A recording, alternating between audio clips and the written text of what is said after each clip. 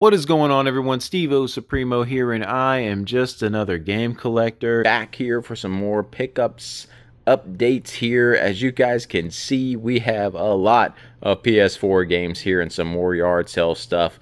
We'll get into all this PS4 stuff. If you guys know, my good buddy Garrett, who I buy games from all the time. We'll go through his process when we get to that part of the video, but he strikes again. That's why we have all these PS4 games.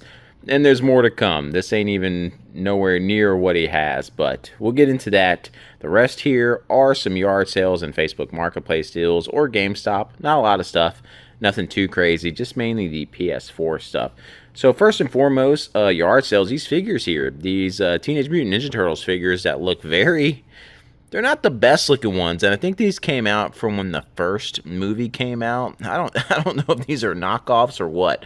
But you got Bebop, Rocksteady, and of course Raphael and Leonardo there. And at the same yard sale, more Jurassic Park out in the wild, guys. We have a T-Rex here, so man, like I said, I was finding this stuff at garage sales all the time before I started getting in collecting Jurassic Park, and luckily we're still able to find some stuff. So more Jurassic Park to the collection. I think for that and these over here, he wanted $10 altogether, so I thought that was an awesome deal, so went ahead and took it. So some more figure stuff for the collection. Down here, this Yu-Gi-Oh! World Championships, if it'll focus, 2010. This was from a Facebook Marketplace deal. A guy had a DS Lite and a bunch of DS games, but he wanted $10 a piece for the games, and $10 for this was a pretty good deal, so I ended up meeting them nearby and snagging Yu-Gi-Oh from them. Really enjoy any type of Yu-Gi-Oh game, so never played this one before, so looking forward to giving it a go. GameStop right here, Gungrave, Gore. I go into GameStop periodically. I went in during that last 3 for like 60 sale and couldn't really find anything. But while I was in there, I found this game. I was like, you know what?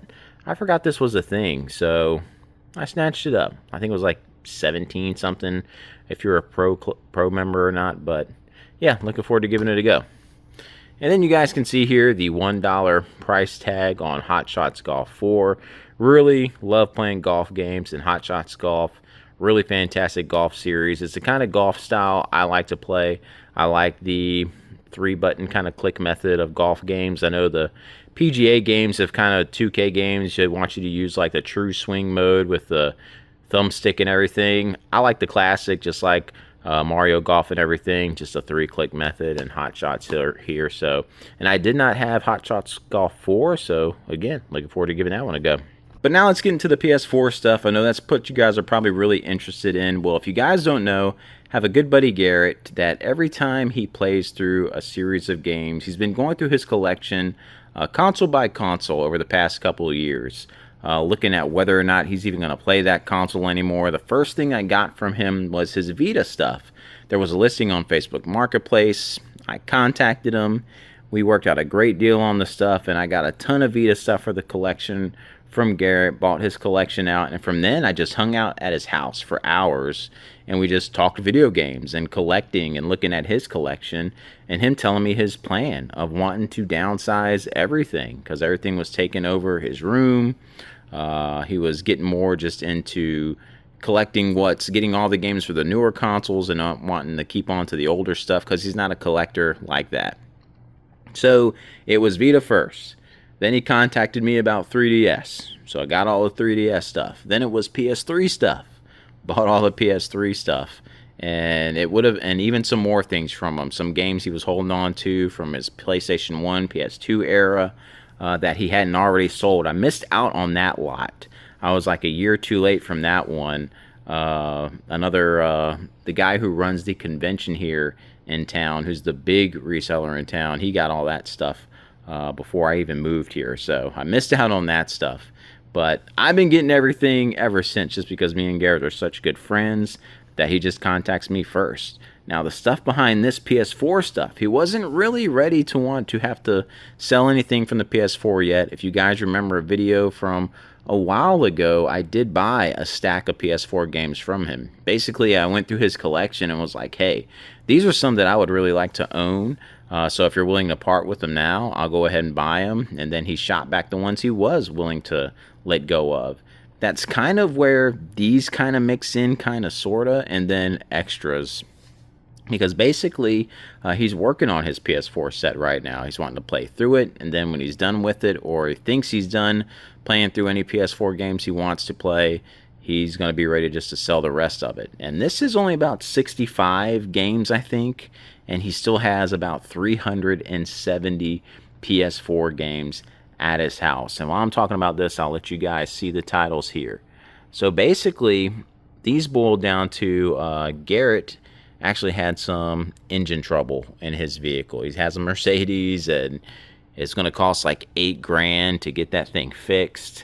So he needed some money to kind of help recoup the cost on getting that vehicle fixed. So he's like, hey, would you be interested in some more PS4 games? I was like, sure. I might have my list of games I really wanted from the collection. So he's like, I'm going to be open to getting rid of a lot more than just that right now. So he sent the list over of everything he wanted to get rid of.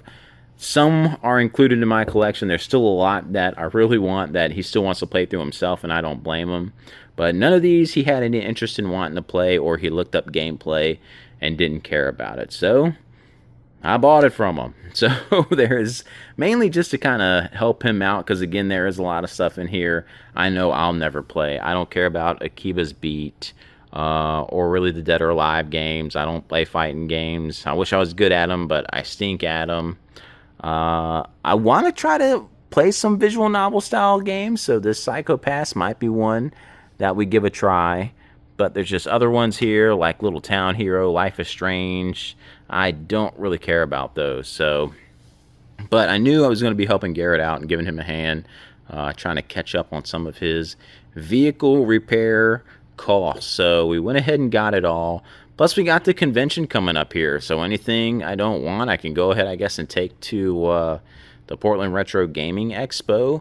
But the ones I'm most excited about are definitely the Legend of Heroes games. So hard to find, especially Trails to Azure on the PlayStation 4. And I don't know if you guys noticed. It's kind of a sad thing at the same time, but 95% of all these games are still sealed, guys. They're still factory sealed, brand new. And that always puts me in a tough place. I tell Garrett, I'm like, man, sometimes I wish you would just, before you send me pictures or, hey, is there anything I want to get, just open them so it doesn't make me feel horrible about some of these games. Like the Trails to Azure here. Apparently sealed, it's like a $200 game, but once you open it, $100 game. So that's a game I really want to play. But do I just like throw away value like that, like $100? Like it's just, you get torn on it. Do I just download it, a digital copy, and now that I have it, or do I get rid of that one and just buy an open copy? So, because sometimes there are people who love to collect sealed stuff, and it's like, am I doing a disservice to that type of collector by opening something? You guys let me know. Is the PS4 at that range yet where you're like, it's kind of torn on, okay, maybe I should leave this game sealed now? Or what console do you not care about? Like if it's PS3, do you still open it up? I think you kind of hit a point on certain generations. Like if you find a game new, sealed still, like let's take for example, if you found a sealed Super Mario 64, like out in the wild, are you going to open it and play it? Or keep it sealed? That's like so tough to try to decide sometimes what route to do. For something like that, it's that old, I think you got to keep it sealed. There's so many ways to play Mario 64 these days. But I mean, PS4, like Shadow of the Colossus here, I'm going to open that and play it. Like I could care less. Other games here, Shadows Awakening, I really want to play that. That's sealed. I'm opening it. But other ones are kind of tough, like that Legend of Heroes, because I do really want to play it. But man, cracking that seal, some people might just think I'm stupid, but we are supposed to play our games after all, aren't we? So, anyways, that's the story behind these. Got all these PS4 games. We'll sort through them and see what's staying, what's going. I know Alex Return to Mother Base really wants these Witch and the 100 Night games, and after looking up gameplay, he's probably going to get them because the gameplay actually looked a lot of fun, but there's mechanics within the gameplay because it kind of had that action RPG feel to it. But there's some other stuff behind the scenes in the gameplay that seems irritating. So they will probably go to Alex or we'll work out a trade or something. But yeah, those are all the games. Some really cool ones there. And again, he's got over 370 more to go later on down the road in the future. So it could be pretty expensive on the old wallet here. We'll see if we're prepared for it whenever that time comes. But yeah, those are all the pickups to keep everything updated here. And I will catch you guys in the next one.